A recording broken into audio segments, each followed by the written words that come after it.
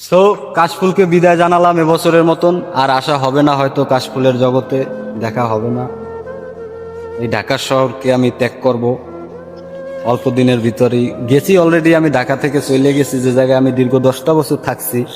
অনেক স্মৃতি আছে আমাদের, অনেক কিছু, অনেক কাশফুল দেখার স্মৃতি বলেন, ঘোরাঘুরি বলেন, রিক্সা বলেন, ট্রেন বলেন, ট্রলার বলেন, মেট্রো বলেন, কোনো কিছু থেকে বাদ যাবে না আমাদের ঘোরাঘুরির কোনো এক অংশ। তো সেগুলো আজ সব অতীত বা স্মৃতি হয়ে আছে। আর এসব জায়গাগুলো থেকে আমি যখন যাই তখন আমি ইমোশনাল বা খুবই খারাপ লাগে, যার জন্য আমি ঢাকা ত্যাগ করছি বা ঢাকা আমি আর আসতে চাই না। ঢাকা টোটালি বাংলাদেশেই আমি ত্যাগ করব,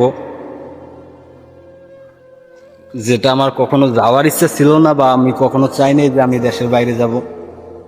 কিন্তু আজকে পরিস্থিতি আমাকে বাধ্য করছে।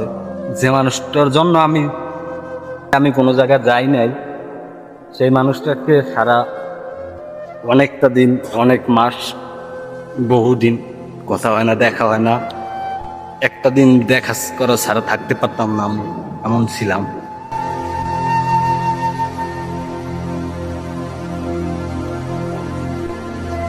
সে ছাড়া এখানে থাকাটা আমার জন্য পসিবল হবে না। আমি দেশ ছাইরে যাব,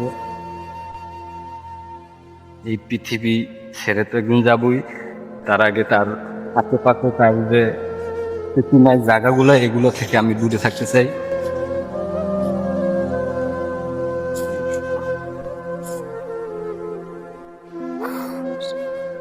যাই হোক, খারাপ হবে এমন কিছু কখনোই চাই নাই। সে সবসময় চাইছি ভালো হোক, আমার ছাড়া ভালো থাকতে, ভালো থাকো, দোয়া করি।